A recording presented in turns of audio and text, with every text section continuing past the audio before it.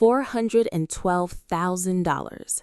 That's the number a forensic accountant read out loud in a Fulton County courtroom on a Tuesday morning in March, while I sat 2 rows behind the prosecution table and watched the woman who used to braid my hair when I was 7 years old stare down at her own hands. $412,118.40. That's what it cost me to trust my stepsister. Not all at once. Nobody hands over $400,000 in a single check. It happens in withdrawals of $900, in emergency loans of $2,200, in a joint LLC account I didn't know I'd co-signed for, in a home equity line of credit she opened in my name while I was recovering from a surgery that left me too sedated to notice the paperwork on my nightstand. It happened one diary entry at a time. Because here's the part that still makes my hand shake when I talk about it. Jessica didn't guess her way into my life. She didn't have to manipulate me in the dark, fishing for weaknesses the way most con artists do. She had a manual. She had 14 years of my own handwriting, my fears, my secrets, my bank account numbers scribbled in margins, my insecurities about money, about my marriage, about whether I was smart enough to run the business I'd built from nothing. She had all of it. Because when we were teenagers, she found my diary hidden in a shoebox under my bed, and instead of ever telling me, she read it and kept reading for years. She thought I'd never find out. She thought that even if I did, there'd be nothing I could do about it, that it would just be my word against hers. Family tama, the kind of thing that gets waved away at Thanksgiving. She was wrong. Because eventually, I stopped writing my secrets in a diary she could steal. I started writing hers. This is the story of how I lost $400,000 to the person I trusted most in the world, and how I built the case, piece by piece, bank statement by bank statement, that put her in front of a judge and got every single dollar back. Before I get into it, I want to say this clearly because I need you to understand what kind of story this is. This isn't a story about a stranger who scammed me. Strangers are easy to guard against. We're taught from childhood not to trust people we don't know. This is a story about what happens when the person exploiting you already has the keys to the house. When the fraud isn't built on a lie, but on the truth, your truth turned into a weapon. Today's story is about greed, about betrayal wearing a familiar face, and about what it actually takes, financially and legally, to get every single dollar back when the person who took it from you is family. I'm going to walk you through exactly how it happened, the trust, the theft, the cover-up, and the investigation that finally cracked it open. I'll show you the paper trail, the bank records, the text messages, and the diary entries that became Exhibit A in a criminal trial. If you've ever wondered how forensic accountants actually catch financial fraud within a family, or how you build a case against someone who has access to your entire life, stay with me until the end, because I'm also going to give you the exact warning signs I missed, the ones that, looking back, were screaming at me the entire time. If stories like this matter to you, if you believe people who do this should face real consequences, hit subscribe now, because this channel is dedicated to exactly that: real financial fraud, real investigations, and real justice. Let's start at the beginning. Let's start with the trust. My name is Emily Carter. I'm 41 years old. I owned at the time this story starts, a boutique event planning company in the Atlanta suburbs called Magnolia and Ivy Events. I built it from a card table in my garage in 2011 into a company that, by 2019, was pulling in just under $600,000 a year in revenue and employing 11 people. I want you to understand that first, because a lot of these stories start with someone naive, someone who doesn't understand money. That wasn't me. I understood contracts. I understood cash flow. I understood how to negotiate a vendor rate down 8% and how to read a profit and loss statement in my sleep. I tell you this not to brag, but because it matters for what comes later. Because the entire defense strategy in Jessica's criminal trial was built around convincing a jury that a woman this financially literate could not possibly have been fooled by her own stepsister for 6 years. They were wrong about that too. Jessica Renner came into my life when I was 7 years old. My father married her mother Linda in 1992, and Jessica, who was 9, became, on paper, my stepsister. In practice, for the first decade, she became something closer to a hero. She was 2 years older, endlessly confident, the kind of kid who could talk her way past any bedtime babysitter's rule. She taught me how to ride a bike without training wheels in a Kroger parking lot. She stood up for me in 6th grade when a boy named Derek Holloway made fun of my stutter. When our parents fought, and they fought often, loudly, the kind of fights that shook picture frames, Jessica would take me into her room, put on a Discman, and tell me it wasn't my fault. I loved her. I want to be honest about that because understanding how deeply I loved her is the only way to understand how long this went on before I saw it.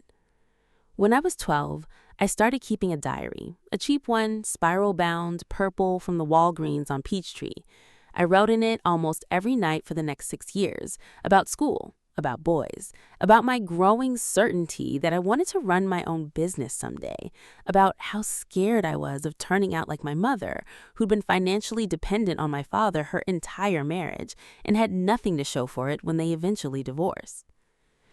I did not know until I was 36 years old that Jessica had found that diary in 1997 when I was 13 and she was 15, hidden in a shoebox in my closet. I did not know that she read it.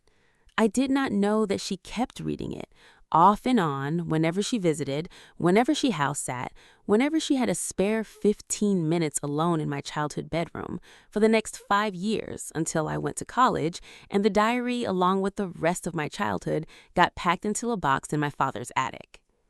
I found out what she'd read and how much of it she remembered far too late. I want to tell you how I eventually pieced together the actual moment it started, because it didn't come from Jessica. She has never, to this day, admitted to the specifics. It came from a conversation with a mutual cousin, Rachel, during the civil discovery process, when Rachel was deposed as a character witness for the defense and, under questioning from Deborah, described something she'd witnessed as a teenager that she'd never thought to mention before because it had seemed, at the time, completely unremarkable. According to Rachel's sworn testimony, in the summer of 1997, during a 2-week stretch when Jessica was staying at our house while her mother went through an especially difficult period with my father, this was before their divorce was finalized, Jessica found the shoebox while looking for a phone charger in my room. Rachel, who was visiting that same week, remembered Jessica reading passages out loud to her, laughing, doing what Rachel described as a whole bit imitating my handwriting and my worries about money. Rachel said she remembered feeling uncomfortable even then, at 14 years old, but had assumed it was harmless, the kind of thing older girls did, poking fun at a younger cousin's diary, forgotten by the following week. It wasn't forgotten. Rachel testified that over the following 2 summers, whenever she and Jessica were together, Jessica would occasionally reference something from that diary as a joke, as gossip, as a kind of currency between them, enough that Rachel eventually understood Jessica had gone back to it more than once. By the time Rachel aged out of finding it interesting, sometime around 1999, she said Jessica seemed to have largely moved on to other things. What none of us understood until decades later was that moving on didn't mean forgetting. It meant filing it away. I think about that shoebox often now, the specific, mundane vulnerability of it. It wasn't hidden particularly well. It wasn't protected by anything more sophisticated than the ordinary assumption every teenager makes that the inside of your own bedroom is private simply because it's yours. I've thought a great deal in the years since about how closely that assumption mirrors the one I made as an adult about my own business's internal accounts. That access, once granted to someone I loved, didn't need to be actively monitored because love itself was supposed to be the safeguard. It never occurred to either 14-year-old me or 32-year-old me that the person I trusted with unsupervised access might, eventually, use everything they learned from that access as raw material. I should say a little more about how Magnolia and Ivy actually grew during these years, because the scale of the business is part of why the fraud was able to hide inside it for so long. I started in 2011 doing floral arrangements for friends' weddings out of a rented cooler in my garage, charging a few $100s a job. By 2013, I'd formalized into an LLC, brought on my first part-time assistant, and started subcontracting rental and catering coordination so I could offer full-service event planning rather than just florals. Revenue that year was around $90,000. By 2016, the year Jessica became a signer on the line of credit, we'd grown to just over $300,000 in annual revenue, 4 full-time staff, and a roster of recurring corporate clients, law firms, a regional bank, 2 hospital systems that provided steadier income than the seasonal wedding business alone ever could. By 2019, the year the fraud was discovered, we'd crossed $580,000 in annual revenue with 11 employees, a warehouse space for floral cold storage and rental inventory, and a level of financial complexity, multiple vendor categories, multiple bank accounts, deposits, and refunds moving in both directions constantly around a given event that made a sophisticated concealment scheme far easier to bury than it would have been in the simpler, smaller business I'd run just a few years earlier. I think about that growth curve often now, because it maps almost exactly onto Jessica's escalating access and escalating theft. She wasn't stealing from a static business. She was stealing from a business whose complexity was increasing every single year, in ways that made her concealment methods more effective over time, not less. Even as I became, on paper, more experienced and more financially sophisticated myself. Growth is supposed to make a business more resilient. In my case, for those 38 months, it mostly made the fraud more resilient instead. Let's fast forward to 2013. I was 29, 3 years into building Magnolia and Ivy, married to my husband Marcus, a structural engineer, and stretched about as thin financially as any small business owner in year 3 tends to be. I had a line of credit at Regions Bank, a stack of bills, vendor invoices I was paying net $60 instead of net $30, and a business that was finally starting to turn a real profit. That was the year Jessica moved back to Atlanta after a divorce in Charlotte left her, by her own account, financially wiped out. I want to be precise about the language here because it matters. Jessica told me and later told my father and later told a Fulton County jury's alternate narrative that never made it to verdict that her ex-husband had drained their joint accounts before filing. I believed her completely. I had no reason not to. Family court records, which I only pulled much later during discovery in my civil suit, tell a different story. Jessica's divorce settlement in North Carolina actually awarded her $61,000 in equitable distribution plus 18 months of alimony. She was not financially wiped out. She had, in fact, received a modest settlement, one she'd spent within 9 months on a leased Audi Q5 and a downtown Charlotte apartment she couldn't otherwise afford. I didn't know any of that in 2013. In 2013, I just knew my stepsister needed help, and I had a business with a business checking account, and I loved her. That's red flag number 1, and I want to name it clearly for you now because you're going to hear this beat repeat throughout the story. The ask always came wrapped in a story I had no way to verify, delivered by someone I had no instinct to verify it from. The first ask was small. $2,200 for a security deposit and first month's rent on an apartment in Sandy Springs, so Jessica could be close to me and to our father, who was starting to show early signs of the Parkinson's that would eventually kill him in 2021. I wrote her a check from my personal account. She paid me back 4 months later, in full, in cash, handed to me at a Cracker Barrel with biscuits, with a hug and a joke about how she was never doing that to herself again.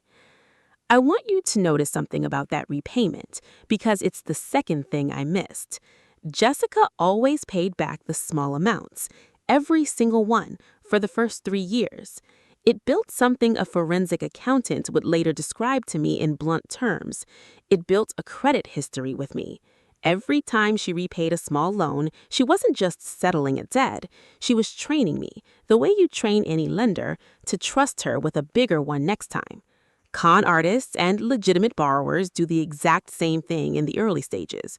The only way to tell them apart is what happens once the amounts get too large to retake quickly. I didn't know to watch for that. Why would I? This wasn't a stranger asking to invest in a Nigerian oil deal. This was Jessica. By 2015, Jessica had worked her way into Magnolia and Ivy itself. I'd hired her initially as a part-time client relations coordinator, answering phones, managing our booking calendar, greeting brides at consultations. She was good at it, genuinely good.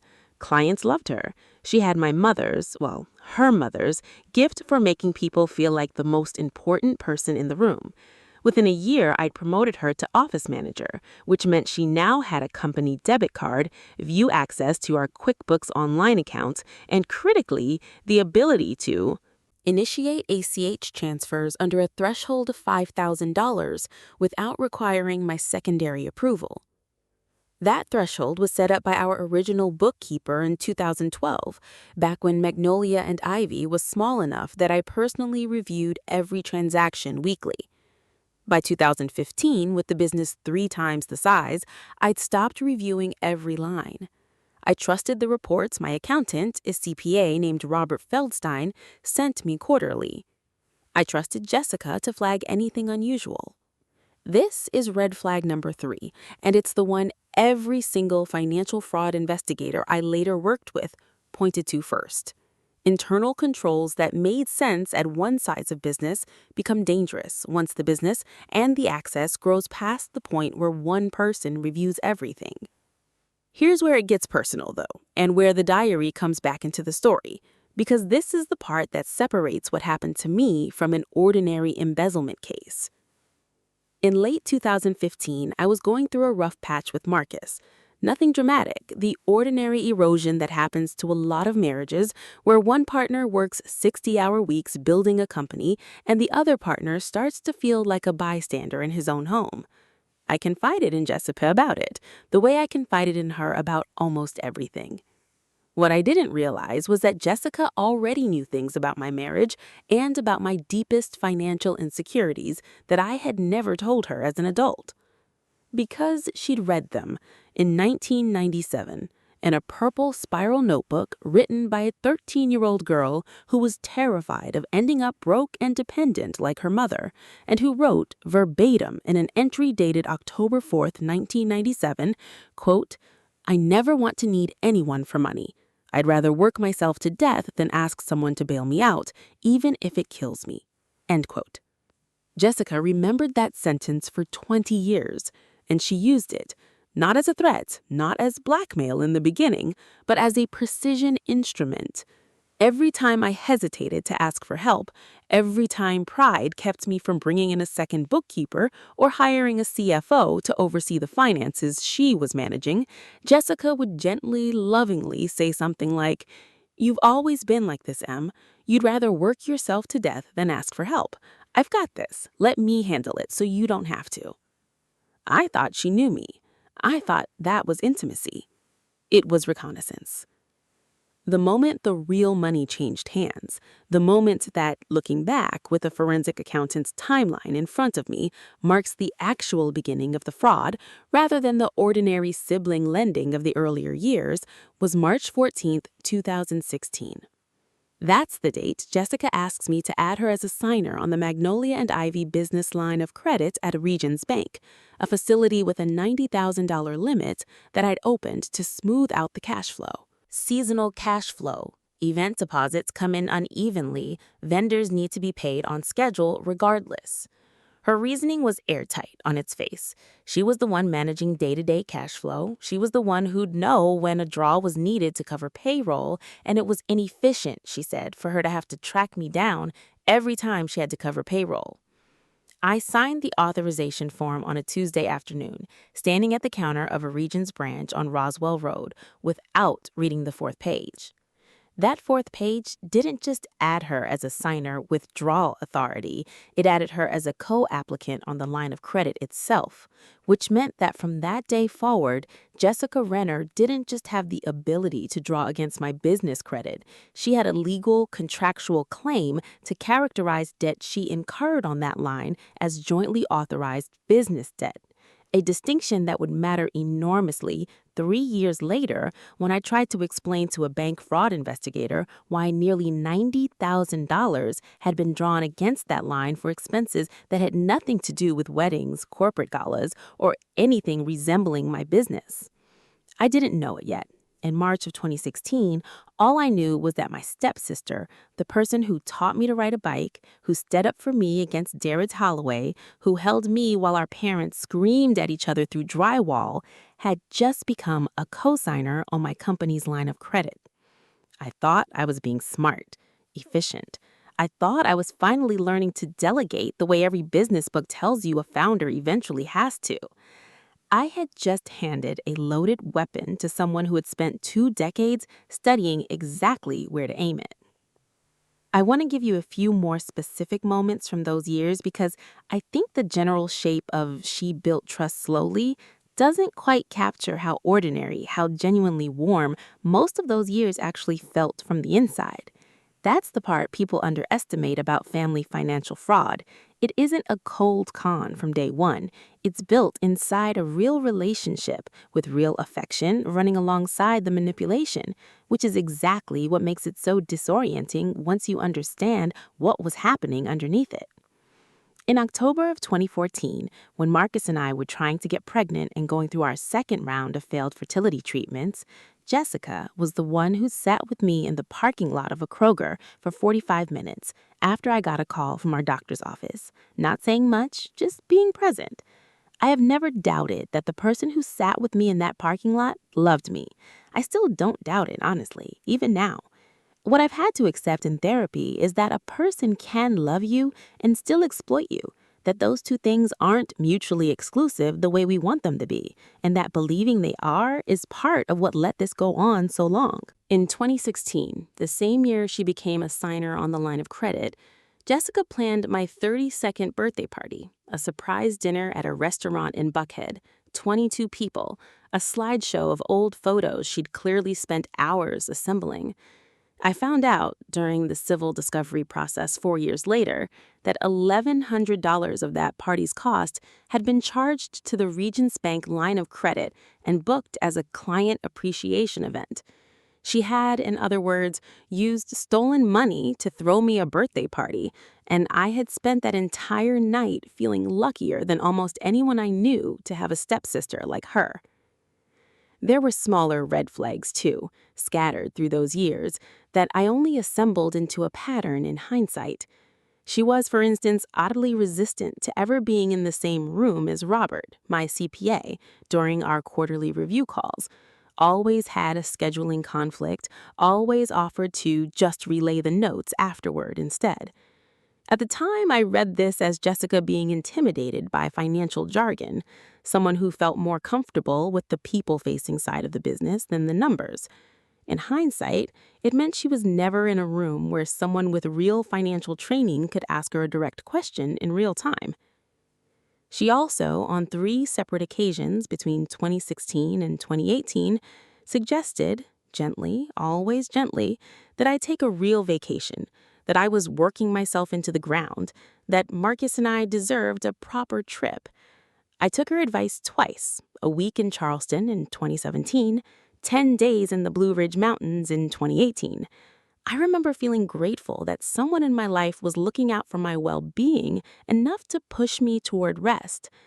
Bank records showed that both of those weeks corresponded with the 2 largest single-month draws against the Regions Bank line of credit in the entire 38-month window. $6,100 during the Charleston trip, $7,400 during the Blue Ridge trip.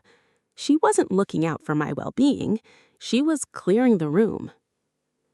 I share these details because I think the emotional whiplash of realizing that some of the kindest moments of your adult life were simultaneously load-bearing pillars of a fraud scheme is one of the hardest parts of this kind of betrayal to explain to anyone who hasn't lived through it.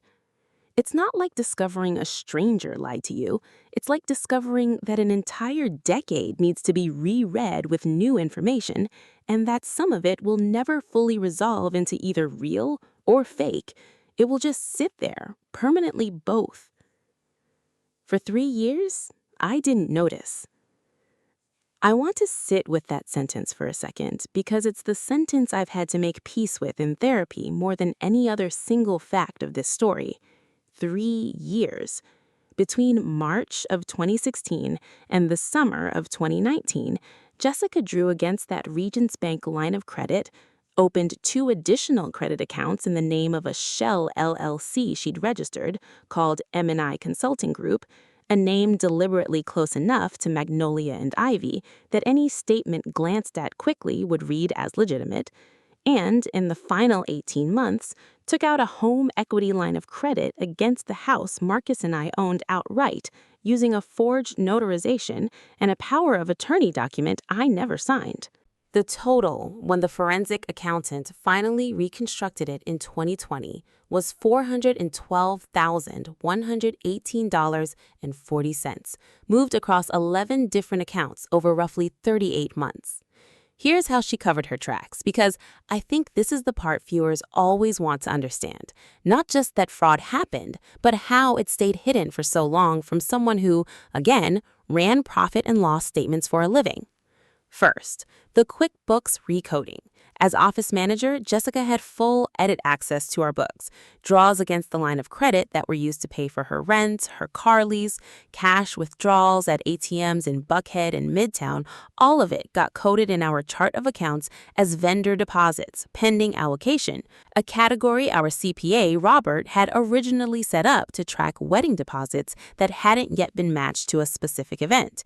It was a real category used for a real business purpose most of the time, which is exactly why it worked as a hiding place. A forensic auditor combing through a company's books for the first time looks for accounts that shouldn't exist. Jessica hid inside an account that absolutely should have existed and usually did contain legitimate money.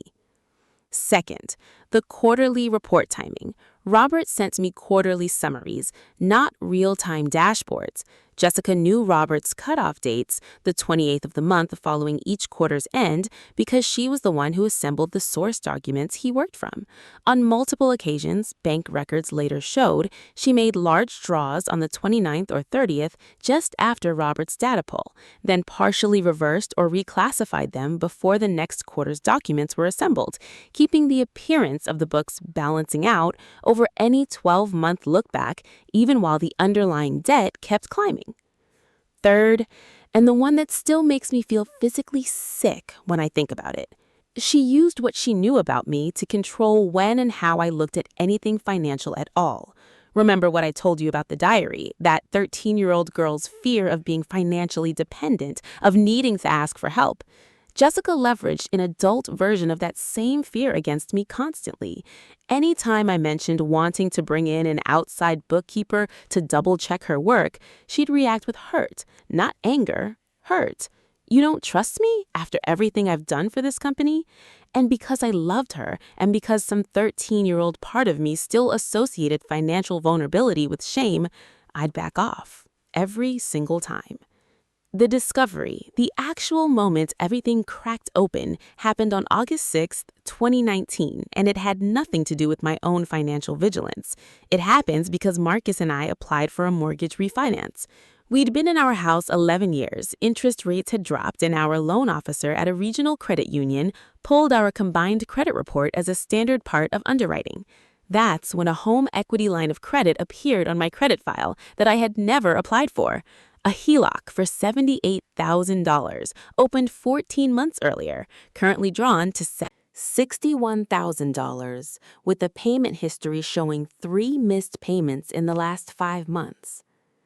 I remember exactly where I was standing when the loan officer, a kind woman named Patrice, read that line at him out loud over speakerphone. I was in my kitchen. Marcus was next to me, and I remember saying this word for word, "That's not possible. We don't have a HELOC." Patrice said, "It's tied to your social and your address. Someone applied for this in June of 2018. I want to describe what happens in your body in that exact moment, because I think a lot of you watching have felt some version of it. It's not panic, not at first. It's a kind of vertigo, the floor of your own life tilting because the assumption you've built everything on, the assumption that you know what's happening in your own household, in your own name, in your own accounts, turns out to have been wrong for over a year without your knowledge." We hung up with Patrice, and I immediately pulled full credit reports from all three bureaus. That's when I saw the second account, the M&I Consulting Group Business Credit Line, $40,000 limit, opened under an EIN that I did not recognize, but that, when I looked it up on the Georgia Secretary of State's Business Registry that same night at 11 p.m., traced to an LLC registered 18 months earlier, with Jessica Renner listed as the sole managing member, at an address that was, I checked this 3 times because I didn't believe it, my own business's mailing address at the UPS store on Roswell Road. I didn't confront her that night. I want to be honest about why. I was still, even holding printed credit reports in my hand, looking for an innocent explanation. That's how deep the trust ran. I actually said to Marcus at 1 in the morning, "Maybe someone stole her identity too and used our address by accident." That's not a rational sentence. That's a sentence produced by 22 years of love working very hard to protect itself from a conclusion it already, on some level, knew was coming. The next morning, I called Robert Feldstein, my CPA, and asked him to pull every general ledger detail behind the vendor deposits pending allocation account for the last 3 years. Not the summary, the line item detail, every transaction, every date, every dollar. And that's when I found the smoking gun. Robert sent the full export that afternoon, an Excel file with 1,847 rows. I sat at my kitchen table with a legal pad and a highlighter, and I went through every single line. It took me 11 hours. Marcus brought me coffee at 10 p.m., and I didn't look up. What I found was a pattern so clean, once I could finally see it, that I felt almost insulted by how long it had taken me to notice. Draws of $2,800, $3,100, $2,650, always just under the $5,000 limits. Secondary approval thresholds occurring almost exclusively between the 1st and 5th of each month, timed to Jessica's own rent due date, which I recognized because I'd co-signed her original lease back in 2013 and still had the paperwork. ATM withdrawals in round numbers, $400, $600, $800, at branches near a townhouse community in Alpharetta that I didn't know Jessica had any connection to until I later learned, during the investigation, that she'd been quietly dating and eventually moved in with a man named Todd Ashworth, a relationship she'd kept almost entirely hidden from our family for 2 years. I found charges to a leasing company for a 2018 Mercedes GLC, payments of $612 a month, 22 consecutive months, routed through the M&I Consulting Group account and booked in our books as Equipment Lease Catering Division, a division Magnolia and Ivy has never had because I do event planning and floral design, not catering. The scale of it, once it was in front of me in black and white, broke down roughly like this. And I want to give you the real numbers because I think specificity matters in stories like this. Vague outrage doesn't help anyone, but a clear accounting does. Approximately $141,000 drawn against the original Regions Bank business line of credit. Approximately $61,000 drawn against the fraudulent home equity line of credit on our house. Approximately $38,000 charged and drawn against the M&I Consulting Group Shell Company credit line, and the remainder, roughly $172,000 moved in smaller increments directly out of Magnolia and Ivy's operating account over the full 38-month window, disguised inside that vendor deposit account. Money that should have gone to florists, rental companies, catering partners, and, not incidentally, to me and to my 11 employees. Total, as I said at the start, $412,000, $118.40. I confronted Jessica 4 days later, on August 10th, 2019, at her townhouse in Alpharetta, the one I didn't know existed until the investigation, paid for in part with my own money. I brought the printouts. I brought the highlighted legal pad. I sat across from her at her kitchen table, the same kind of kitchen table I'd sat at with Marcus days earlier, and I asked her to explain the HELOC, the shell company, the vendor deposit account. She didn't deny it the way I expected. She didn't cry at first. She looked at me, and I remember this so clearly it feels seared into me, and she said, "I was always going to pay it back, Em.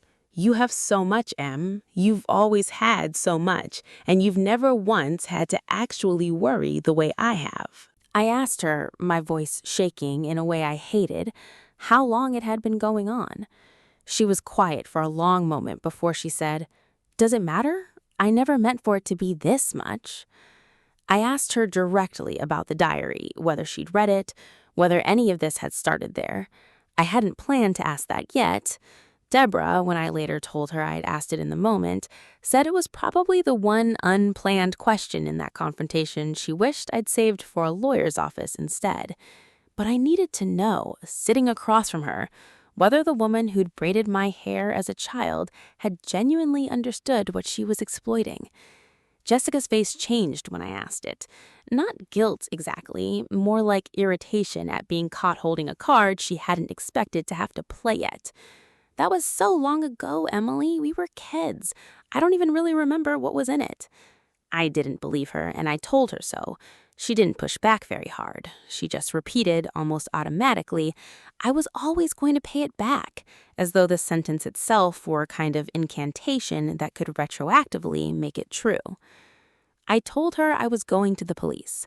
She laughed. Not cruelly, almost sadly, like she genuinely believed what she said next. "Who's going to believe you? I've been part of this family for 27 years. Everyone knows I never do that to you. And even if they did believe it, Emily, you signed everything. You co-signed my lease. You added me to that line of credit yourself. You're the one who's going to look careless, not me." That threat, the idea that my own signatures, my own trust, could be twisted into evidence of my negligence rather than her fraud, is what almost stopped me from going further. It's also, as it turned out, exactly the thing that told me she'd already thought this through, which meant this wasn't a moment of weakness that had spiraled out of control. This was a plan, and it had been a plan for a very long time.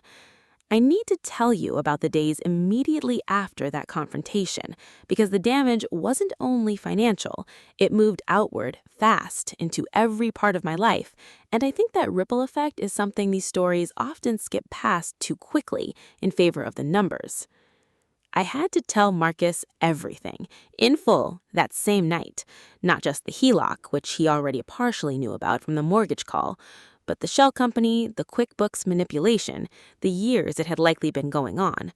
My husband, an engineer by training, a man who solves problems by breaking them into components, sat at our kitchen table and asked me very quietly, "How long have you known her, total, since you were 7? When I said yes, he didn't say anything for almost a full minute. Then he asked if I was safe going back to work the next day, knowing Jessica still had physical access to our office and at that point still had her login credentials to QuickBooks since I hadn't yet changed anything. Deborah's advice not to tip her had meant leaving the access in place, watched but intact for another 11 days while the initial evidence gathering got underway. Those 11 days were some of the hardest of my life. I had to sit across from Jessica at the office, exchange pleasantries about a client's Saturday wedding, discuss a floral order for a corporate gala, all while knowing what I knew and saying none of it. I told my two senior employees, Priya and a florist named Grant, who'd been with me since 2013, only that I was restructuring our financial oversight and that Jessica's role would be changing soon. I couldn't tell them the truth yet without risking word getting back to her before Detective Michaels were ready. Telling my father was in some ways worse than telling Marcus, because by the fall of 2019, his Parkinson's had already begun affecting his cognition on his harder days, and I genuinely did not know, going into that conversation, whether he'd retain what I told him or whether I'd have to explain it again and again, watching him relive the shock each time. I chose to tell him on a good day, in October, sitting in his living room with Linda, Jessica's mother, my stepmother of 27 years, present as well. Linda's reaction is something I still think about. She didn't defend Jessica. She went very still, and then she said, "I always wondered how she afforded that apartment." It was, I think, the first time I understood that some part of Jessica's own mother had noticed something was off and had chosen, the way families often do, not to look too closely. My relationship with Linda has never fully recovered, not because she did anything wrong, but because being in a room with her means being in a room with someone who shares half of Jessica's face. And grief doesn't always respect the difference between the person who hurt you and the people who love that person too. The financial damage widened as well in ways that took months to fully surface. Because of the fraudulent HELOC and the shell company credit accounts, my personal credit score dropped from a 781 to a 612 within the first 90 days after the fraud accounts appeared on my report, before I'd even had time to formally dispute them, which meant that a separate equipment loan Magnolia and Ivy had been mid-approval for, financing for a new commercial refrigeration unit for our floral cold storage, fell through in September of 2019, costing the business a further $11,000 in rush rental fees for temporary cold storage across 2 wedding seasons, while I rebuilt my credit enough to qualify again 18 months later. This is the part of financial fraud that rarely makes it into headlines. The theft isn't just the number that gets stolen, it's every subsequent financial decision that becomes harder, slower, and more expensive because your credit, your paperwork, and your sense of your own records have all been contaminated by someone else's lies. After that conversation at her kitchen table, I made a decision that I think is the single most important decision in this entire story, and I want to slow down on it because I get messages every week from people going through something similar who skip this step. I stopped talking to Jessica about the money entirely, and I started building a file. Not a confrontation, a file.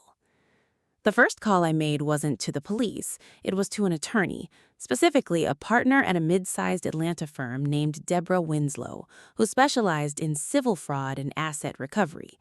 I found her through a referral from Robert, my CPA, who told me something I've repeated to a dozen people since. Emily, in a case like this, the criminal system will punish her. It's the civil case that gets your money back.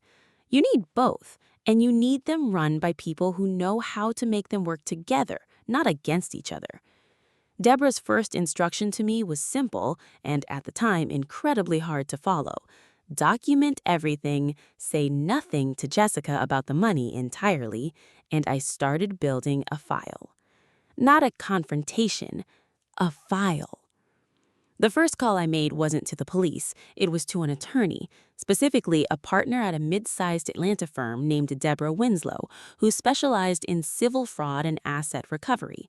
I found her through a referral from Robert, my CPA, who told me something I've repeated to a dozen people since. Emily, in a case like this, the criminal system will punish her. It's the civil case that gets your money back. You need both, and you need them run by people who know how to make them work together, not against each other. Deborah's first instruction to me was simple, and at the time, incredibly hard to follow. Document everything, say nothing to Jessica about the money entirely, and do not, under any circumstances, try to get the money back myself by confronting her, cutting off her access, or posting about it on social media. Every one of those things, she told me, gives her time to move money, destroy records, or build a sympathetic narrative before we're ready. So I became, for the next 4 months, something I never expected to be, a financial investigator working my own case. Marcus became part of that investigation in a way I hadn't anticipated, and I want to give him real credit here because his engineering background turned out to be genuinely useful in a context neither of us could have predicted when he was studying structural loads in grad school. He built, on his own initiative, a master timeline spreadsheet, not the forensic accounting itself, which Susan Farrow and Robert handled, but a chronological master document cross-referencing every source we had. Bank statement dates, QuickBooks recoding timestamps, Jessica's own social media posts and check-ins, our shared family calendar going back to 2013, even flight and hotel confirmations from the 2 vacations she'd nudged us toward. He color-coded it the way he'd color-code a construction schedule: red for confirmed fraudulent activity, yellow for suspicious but unconfirmed, green for verified legitimate. That spreadsheet grew to over 1,100 rows by the time we handed a version of it to Deborah, and while it wasn't itself admissible evidence, Deborah told us later it functioned as an invaluable index, letting her and Susan move quickly to the specific underlying documents that mattered most, instead of working through everything in the order it happened to arrive. There's something I still find moving about those evenings. Marcus at the dining table with his laptop, cross-referencing dates late into the night, not saying much, just quietly, methodically helping me hold a truth that was otherwise almost too large to hold on my own. We didn't talk during those months about how it was affecting our marriage, not directly. We just worked. I understand now, with some distance, that the working was how we were talking. I want to walk you through exactly what that looked like because I think the mechanics matter. This is the part where, if you're ever unlucky enough to need it, I hope this becomes a checklist. Step 1. Bank records subpoenaed and requested. Deborah helped me send formal records requests to Regions Bank, to the credit union holding the fraudulent HELOC, and to the 2 card issuers behind the M&I Consulting Group accounts. Under the Fair Credit Reporting Act, I was entitled to full transaction histories on any account fraudulently opened in my name or tied to my Social Security number, going back to account opening. It took 6 weeks and 3 follow-up letters, but eventually I had complete statements, not summaries, actual itemized transaction data for every account. Step 2. The QuickBooks audit trail. This one turned out to be the single most valuable piece of evidence in the entire case, and Jessica never saw it coming because she didn't understand or didn't think about how QuickBooks Online logs user activity. Every edit, every recategorization, every deleted transaction in QuickBooks Online is timestamped and tied to a specific user login. Robert pulled what's called an audit log report, which most business owners never even know exists, and it showed, line by line, every single time Jessica had logged in and recoded a transaction from something identifiable: ATM withdrawal, Mercedes-Benz Financial Services, Todd Ashworth Venmo, and to the vague vendor deposits pending allocation bucket. There were 461 such recodings over the relevant period. 461 individual, deliberate acts of concealment, each one timestamped, each one attributed to her specific login credentials. Deborah eventually brought in an outside forensic accountant, a woman named Susan Farrow, who specialized in exactly this kind of family and small business embezzlement reconstruction. And I want to describe her process a little because I think it demystifies something people often imagine as more mysterious than it actually is. Susan didn't start with suspicion of any particular transaction.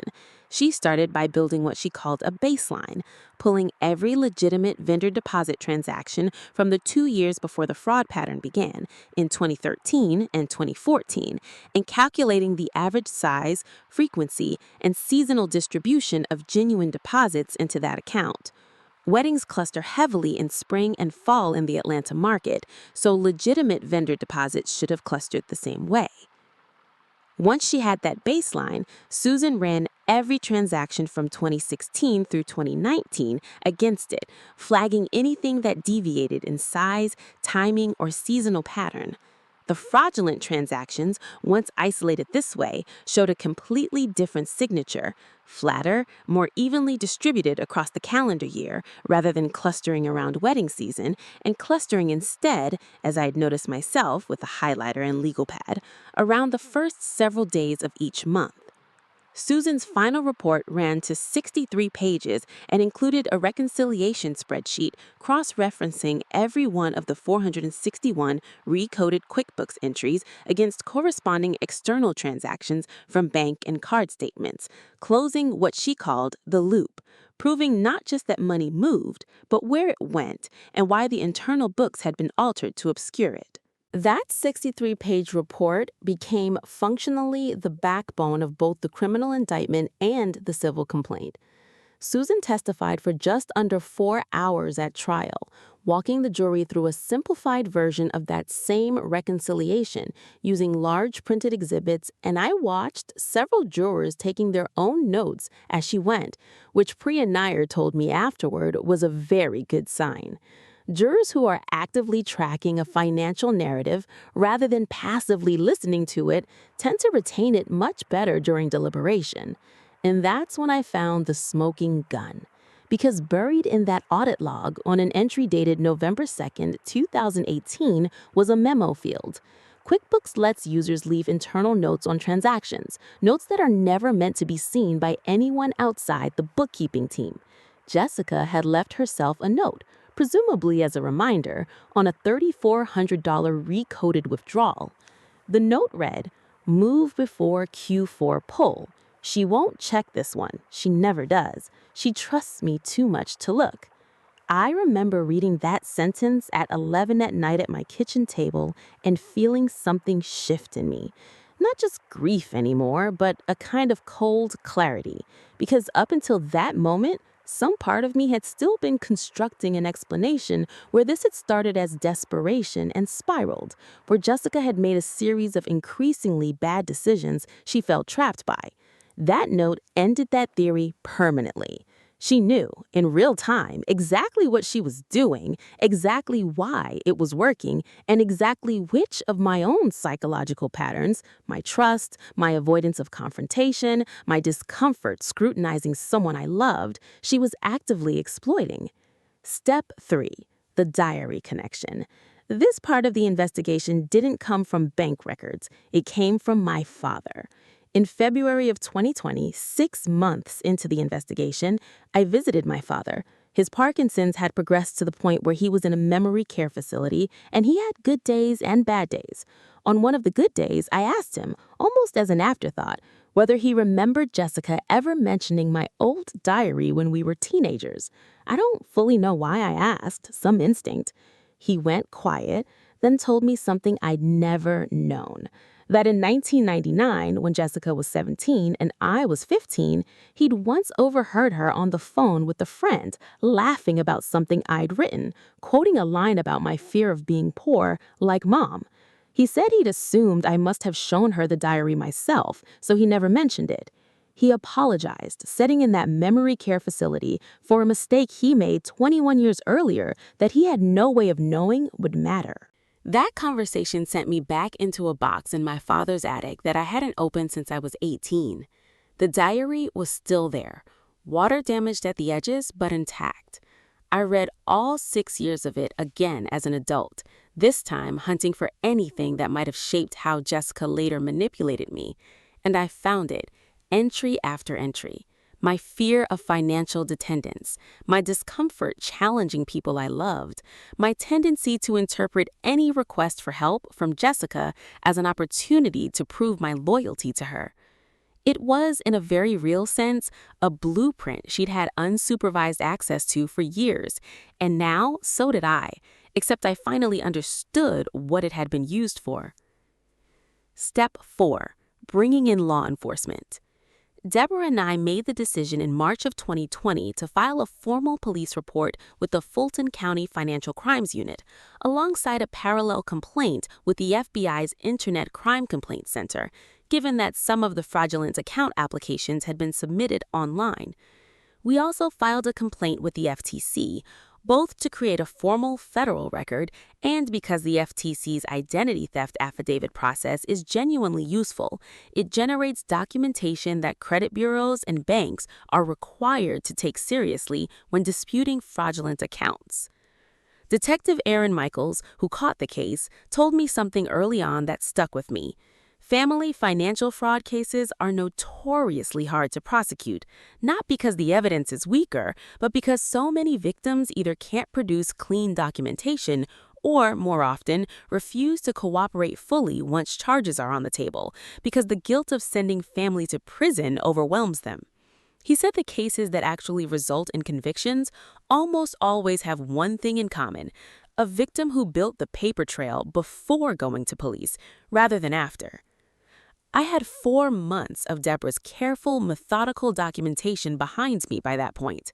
Detective Michaels later told me it was, in his words, the most complete civilian-assembled financial fraud file he'd seen in 11 years on the unit. There were near misses, though, and I want to be honest about how close this came to falling apart, because I think it's dishonest to pretend the investigation moved in a straight line toward justice. Near miss number 1, in April of 2020, Jessica, who by that point knew something was happening, even though I'd followed Deborah's advice and gone quiet, attempted to refinance the fraudulent HELOC into a personal loan under a slightly altered version of her own name, apparently trying to consolidate and obscure the debt before an audit could trace it. If that refinance had gone through, the original fraudulent HELOC would have been paid off and closed, destroying a huge amount of the transactional evidence tying the debt directly back to the forged documents in my name. It was blocked only because the credit union's underwriter flagged inconsistencies between the application and information already on file, the same fraud detection process that had exposed the original HELOC in the first place ended up protecting the case against her. Near miss number 2, and the one that still unsettles me most, in June of 2020, roughly 2 weeks before Detective Michaels formally presented the case to the Fulton County District Attorney's Office, Jessica reached out to my father's memory care facility, not to me, and attempted to have herself added as a secondary point of contact and financial power of attorney, citing family caregiving needs during his declining health. Had that gone through, and had my father passed away with her holding any financial authority connected to his estate, an estate I was said to inherit a portion of, Deborah told me it could have significantly complicated both the criminal case and any civil recovery by giving Jessica a colorable claim to family assets that could have muddied the restitution calculations for months or years. The facility's administrator, thankfully, required documentation I was able to block within 72 hours because I was already the documented primary contact.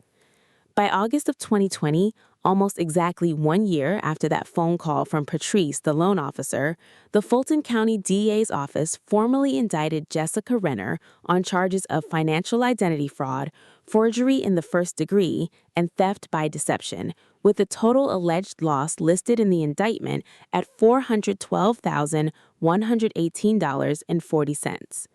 Deborah, simultaneously, filed a civil suit on my behalf seeking full restitution, punitive damages, and attorney's fees.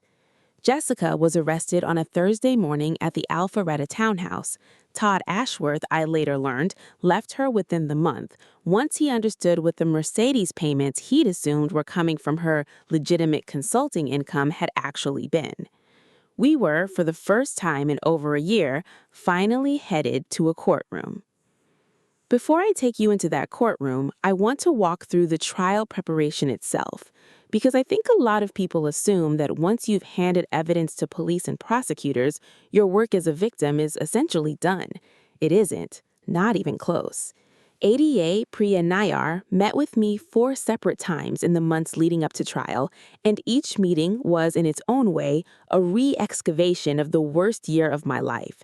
She needed me to walk through in painstaking detail the exact sequence of how I discovered each account, in what order, with what documentation, because a defense's entire strategy Deborah had warned me this was coming, and she was right, was to argue that I had in fact known about and implicitly authorized much of what happened, and had only decided to call it fraud after a falling out with Jessica over unrelated family matters.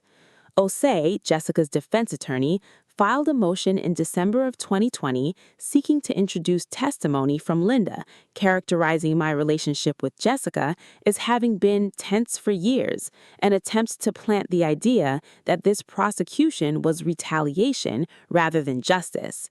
That motion is part of why the recovered diary mattered so much, beyond its emotional resonance. Deborah and Priya used it carefully, not as evidence of the fraud itself, but as rebuttal evidence establishing the 22-year foundation of closeness and trust between us, including entries from my teenage years describing Jessica in unambiguously affectionate terms, which made the "this was always tense, this is retaliation" narrative significantly harder for the jury to credit. It is a strange thing to have your own 13-year-old handwriting entered into evidence specifically to prove that you loved someone too much for too long to have invented this. I also had to sit for what's called a deposition in the parallel civil case, nearly 6 hours spread across 2 days, with Jessica's civil attorney, a different lawyer than Osei, asking me question after question designed to find any inconsistency in my account, any moment where my certainty about a date or dollar figure wavered. Deborah prepared me extensively beforehand, and one piece of advice she gave me has stayed with me since. Never guess. If you don't remember exactly, say you don't remember exactly. The documents are your memory in this case. You don't need to perform certainty you don't have, because the paper trail is doing that work for you. That advice mattered enormously because at one point during the deposition, Jessica's civil attorney asked me to recall the exact date I'd first noticed the vendor deposit's pending allocation account seemed unusually large, a date I genuinely didn't remember with precision since it had been a gradual dawning suspicion rather than a single moment. I said so, plainly. I don't have an exact date for that. I can tell you the exact date I pulled the full audit log because that's documented. I can't manufacture a memory I don't have. Deborah told me afterward that moment likely helped my credibility more than a confident but potentially accurate answer would have, because jurors and later the judge reviewing summary judgment motions in the civil case tend to trust witnesses who visibly distinguish between what they know for certain and what they don't. There was one more near miss I haven't mentioned yet, and it happened just 2 weeks before the criminal trial began.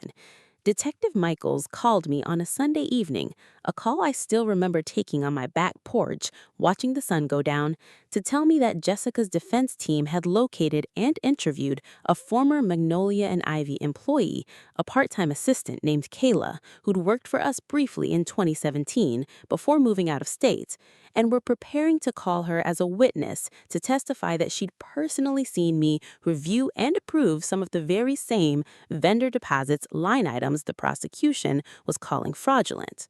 For about 4 days, I genuinely did not know how serious this was. Deborah tracked Kayla down herself ahead of the defense's formal witness disclosure deadline, and it turned out Kayla's memory, once carefully walked through actual dated invoices from that specific period, was of an entirely different, legitimate vendor deposit reconciliation process from early 2017, over a year before the fraudulent pattern began in earnest. Once Deborah cross-referenced Kayla's recollection against the actual audit log timestamps, the inconsistency in the defense's proposed narrative became obvious enough that Osei quietly withdrew Kayla from the final witness list rather than risk her testimony being picked apart on cross-examination in a way that would reinforce, not undermine, the prosecution's timeline. It was a reminder that even with a case this well documented, nothing was guaranteed until a verdict actually came down. The criminal trial started in February of 2021 and lasted 6 days. I'm not going to walk you through every procedural moment, but I want to give you the 2 that mattered most, because they're the 2 that made this a story worth telling. The two moments were Jessica's own words, the very tool she'd used against me for over 2 decades, became the evidence that convicted her. The prosecution's case rested heavily on the QuickBooks audit log, the 461 recoded transactions, and especially that November 2018 memo. Move before Q4 pull. She won't check this one. She never does. She trusts me too much to look.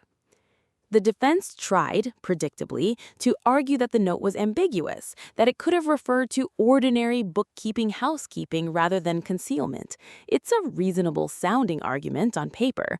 It fell apart the moment the prosecutor, a sharp, unflappable ADA named Priya Nair, read the jury a second document, one Deborah and I had decided strategically to hold back from the initial police report and introduce for the first time at trial, specifically because we knew the defense would need to have already committed to an explanation for the QuickBooks note before this one landed. And that's when I found the second smoking gun, the one that actually ended the trial. It was a text message recovered from a phone data extraction Detective Michael had obtained via a search warrant sent by Jessica to Todd Ashworth on October 29, 2018, 3 days before that QuickBooks memo. It read, in full, quoted directly into the trial record, "Don't worry about the Mercedes payment, babe. It's covered. M keeps everything in this one vendor account she never actually looks at. I've been moving stuff in there for like 2 years, and she's never once caught it. She trusts me more than she trusts her own accountant, LOL. It's honestly kind of sad, but it works out for us."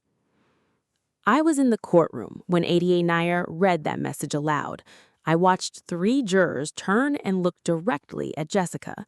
I watched Jessica's own attorney, a capable and up to that point composed defense lawyer named Craig Osai, visibly recalibrate in real time, because there is no version of a defense built around "this was a spiraling series of desperate, unplanned decisions" that survives a text message describing, with a laugh emoji, a 2-year premeditated scheme and mocking the victim's trust as sad but useful. That text message did something the QuickBooks note alone couldn't. It converted every ambiguous recoding, every vendor deposit reclassification, every carefully timed draw under the $5,000 threshold from something a defense could frame as sloppy bookkeeping into something a jury understood beyond any reasonable doubt as a documented, self-described ongoing fraud that Jessica herself had explained in her own words, to someone else while it was happening. Jessica took the stand on the 5th day of trial, a decision Osei clearly felt was necessary once the text message had landed, an attempt to let the jury hear a human explanation directly rather than leave the narrative entirely to documents. I want to describe her cross-examination because it's the moments I'd waited by that point nearly 2 years to witness. On direct examination, guided by Osei's careful questions, Jessica described a version of events centered on genuine financial desperation following her divorce, framed the early loans as evidence of a pattern of mutual, informal family support rather than fraud, and characterized the later, larger transactions as a blurring of boundaries she deeply regretted but did not initially understand to be criminal, given how informally money had always moved between us. ADA Nair's cross-examination lasted just under 90 minutes, and she built it almost entirely out of Jessica's own prior statements, texts, the QuickBooks memo, and, critically, portions of a recorded jailhouse phone call from the months between her arrest and trial. Calls that are routinely recorded and that Jessica, according to Detective Michaels, had simply forgotten or were monitored.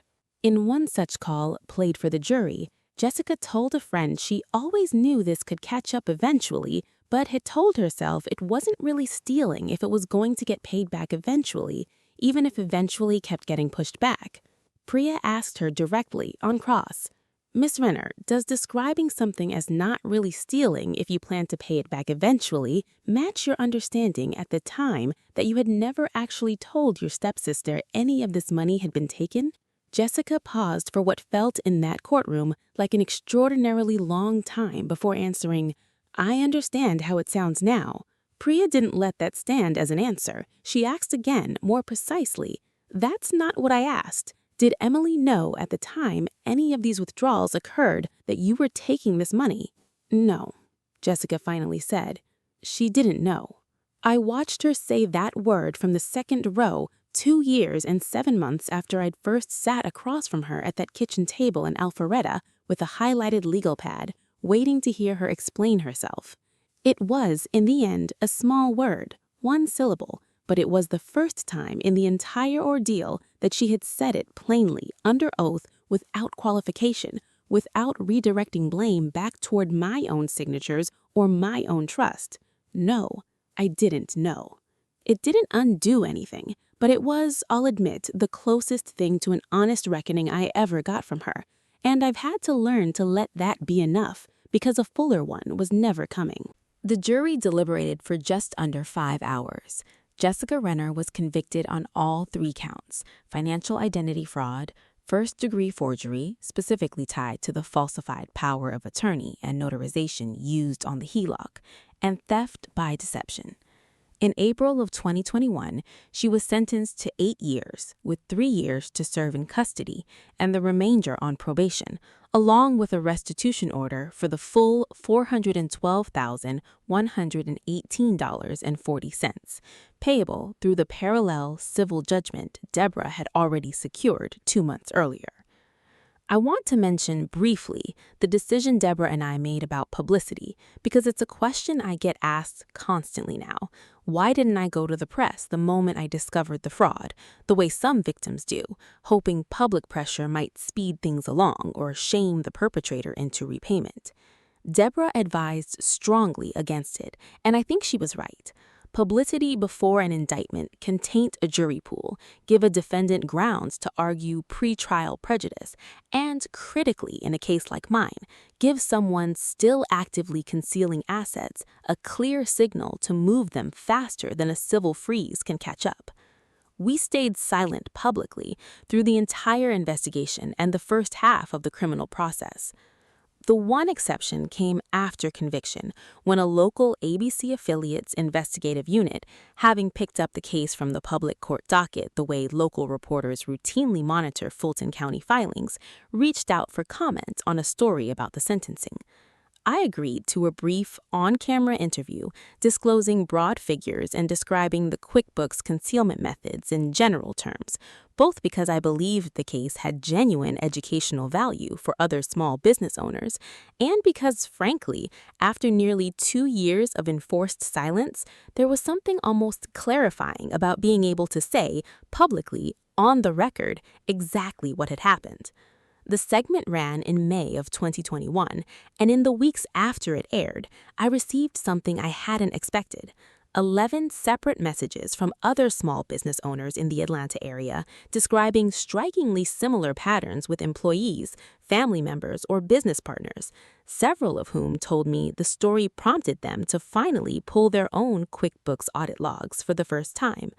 2 of them later told me what they found wasn't nothing. I want to be honest with you about the restitution, because she was ordered to pay it back and I actually got my money back are 2 very different sentences, and a lot of victims in cases like this never see the second one. Deborah's civil suit had, from the beginning, been structured around asset recovery, not just a judgment on paper. During discovery, the pre-trial process where both sides are legally required to disclose financial information, we identified and moved to freeze several specific assets before Jessica had any opportunity to liquidate or transfer them. The leased Mercedes GLC, which was surrendered and its lease terminated, roughly $31,000 remaining in a checking account under the M&I Consulting Group LLC, and critically, a UTMA custodial-style investment account Jessica had opened using a portion of the stolen funds, ostensibly as a safe long-term parking spot she'd bragged about in another recovered text, being smart enough to set up so that nobody would think to look there. Combined with a structured payment plan tied to her probation terms and, eventually, the forced sale of a small rental property she'd purchased in 2019, using stolen funds as a down payment, I recovered over the following 18 months $389,000 of the $412,000, just under 95%. The remaining balance is still being paid down through garnished wages as of the time I'm recording this, under the terms of both her probation and the civil judgment, which in Georgia remains enforceable for years and can be renewed. I promised you a twist about what the money was actually used for, and I've given you pieces of it throughout the story. The Mercedes, the Alpharetta townhouse, the relationship with Todd Ashworth she kept hidden from the family. But there's one piece I saved because it's the one that, honestly, still sits strangely in my chest, even now. The custodial-style investment account, the one Jessica bragged about being clever enough to hide, wasn't opened in her name or Todd's. It was opened in the name of a child, Jessica's daughter from her first marriage, a niece I'd always adored, whom Jessica had almost no contact with due to a difficult custody arrangement with her ex-husband in Charlotte. When Deborah and I finally understood the structure of that account during discovery, my first reaction was fury that Jessica had used a stolen inheritance, in effect, to build a college fund for a child she barely saw, using my money to try to buy back a version of the mother she felt she'd failed to be. My second reaction, weeks later, sitting with it, was something closer to grief. Because underneath $412,000 of calculated, documented mocking fraud, there was still, apparently, a person capable of genuine love for a child, just not capable of channeling that love through anything other than theft. I don't say that to excuse her. I want to be unambiguous about that. Jessica made a 2-decade series of deliberate choices, weaponizing a 13-year-old's diary against the adult that child grew into, and she deserves every consequence the court handed down. But understanding the why behind fraud like this doesn't make it forgivable. It just makes it human in the most uncomfortable way possible. And I think that discomfort is worth sitting with rather than flattening into a simple villain story. As for me, Magnolia and Ivy Events is still open. We brought in an external bookkeeping firm in 2020 that operates with dual control approval on anything over $500, full audit logging reviewed monthly by someone outside the company, and quarterly reconciliations cross-checked against source bank statements, not internal summaries. My relationship with my father's memory of Jessica, with the childhood we shared, is something I'm still working through in therapy, because grief for a relationship that turned out to be partly a performance doesn't resolve the way grief for a relationship that simply ended does. But I got my money back, 95% of it, with the remainder still coming. And more than the money, I got something I didn't expect to need until I needed it desperately. Proof, in her own written words, that I hadn't imagined any of it, that I wasn't careless or paranoid or ungrateful for questioning the person who'd hurt me. I was right, and it's documented permanently in a Fulton County court record with the case number I now know by heart. I haven't told you yet about the sentencing hearing itself, and I want to, because it's where this story actually closed for me, more than the verdict, more than the restitution checks that started arriving 8 months later.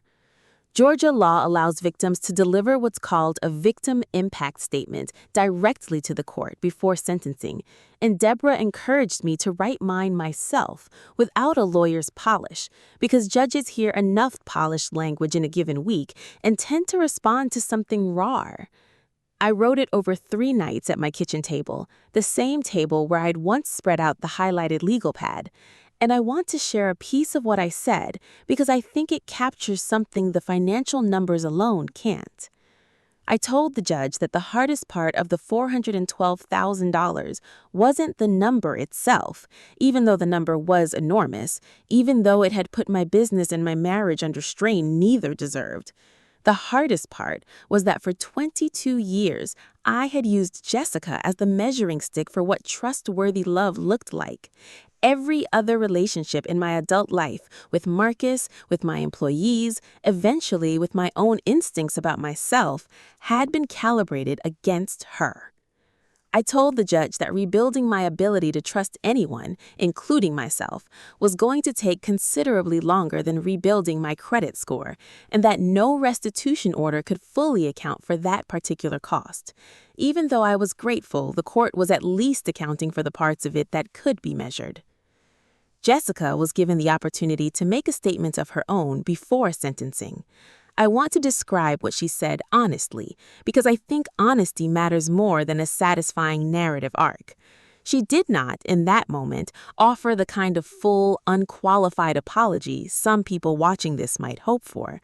She said she was sorry for the pain she'd caused, that she had made terrible choices under financial pressure, and that she hoped someday our family could find a way back to each other. She did not mention the diary. She did not mention the text message to Todd Ashworth or the note in the QuickBooks memo field. Even facing 8 years, some part of her was still, I think, unable or unwilling to fully name what she'd actually done and why. Judge Renata Wallace, no relation to Jessica, and occasional points of confusion during the trial given the similar last name, addressed that gap directly before handing down the sentence.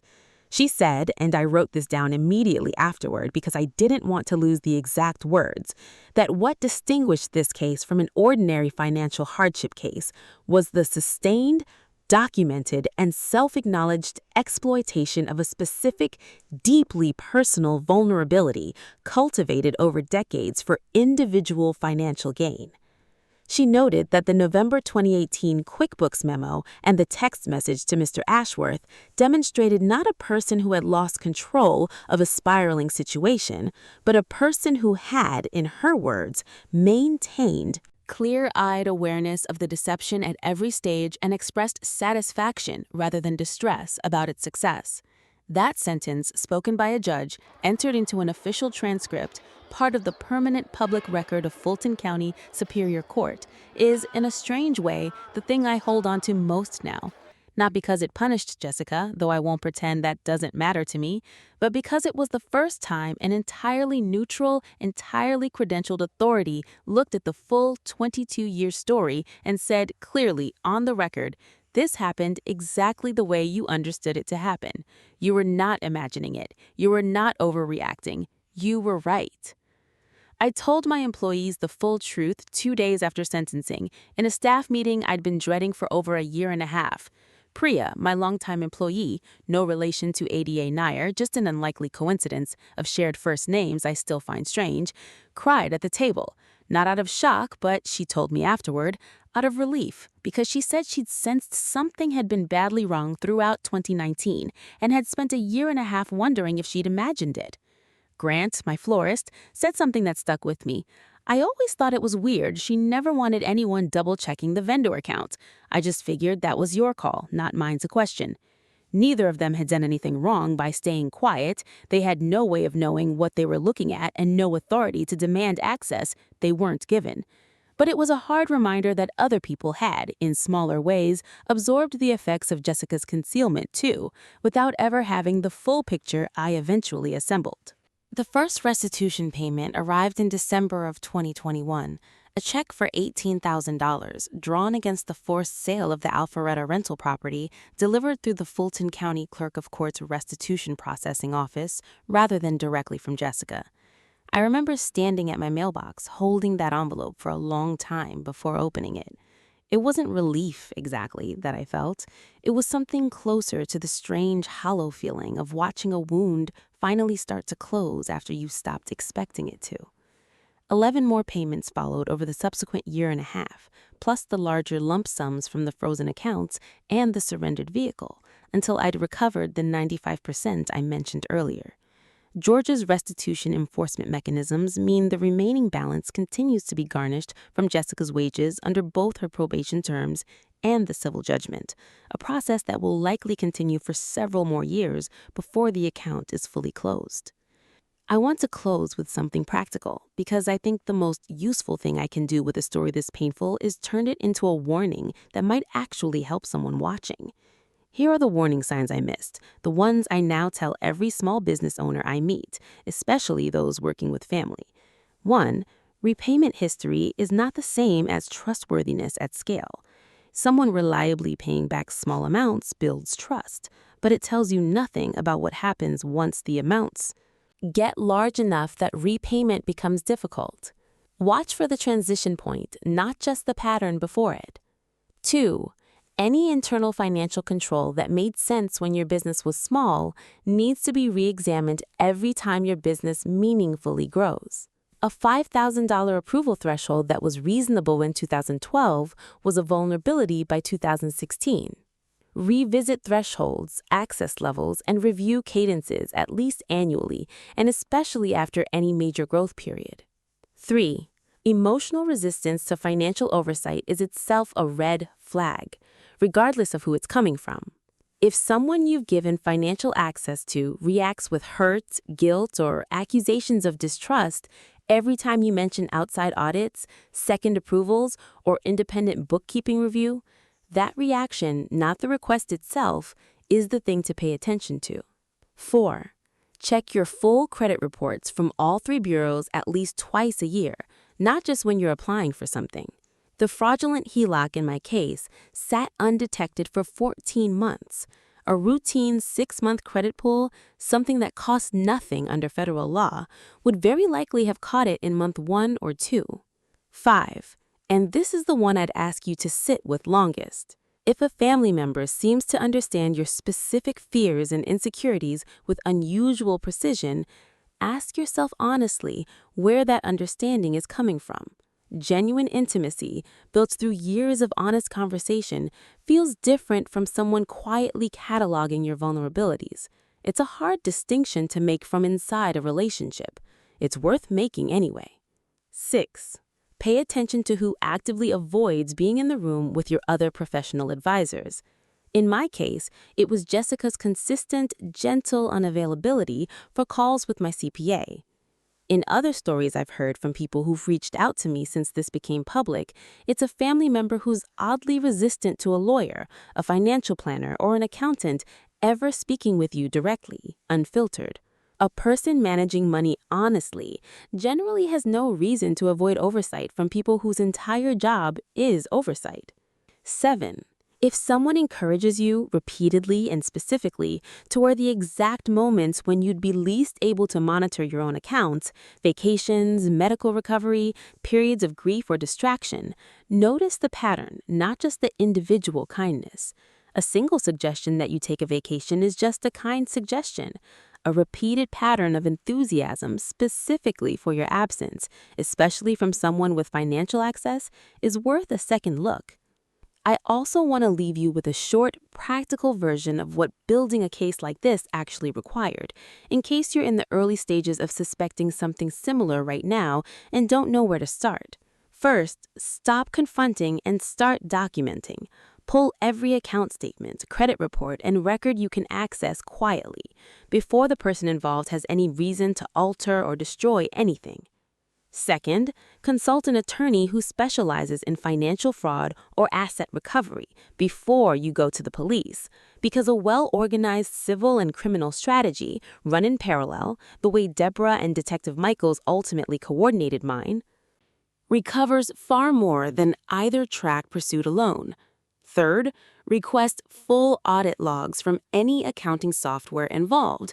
Most business owners never think to ask, and most bookkeeping platforms retain far more detailed activity history than people realize. Fourth, pull your full credit reports from all 3 bureaus immediately, since fraudulent accounts opened in your name may be sitting there undetected right now, exactly like mine were for 14 months. And fifth, be patient. My case took roughly 19 months from discovery to criminal indictment and nearly 3 years total before restitution meaningfully began.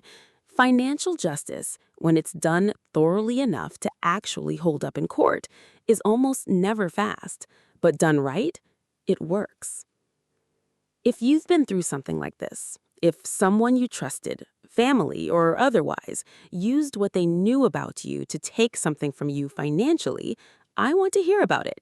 Tell me in the comments, what happened, how did you find out, and if you got any of it back, how did you do it? These stories help other people recognize the pattern before it costs them what it cost me. If this story resonated with you, subscribe for more real financial fraud investigations and share this with anyone you know who's ever said, "I trust them completely," about someone with access to their accounts. Sometimes that sentence needs a second look.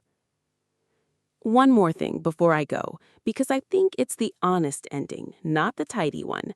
I still have the diary, the real one, the purple spiral-bound one from the Walgreens on Peachtree, water-damaged at the corners, sitting in a fireproof box in my home office now instead of a shoebox in a closet.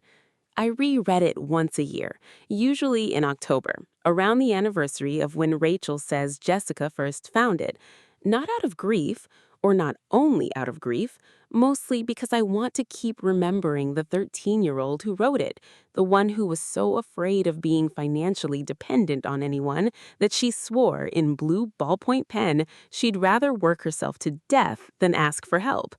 That girl was wrong on one thing, and I think it's worth saying out loud because I suspect some of you watching carry the same fear she did.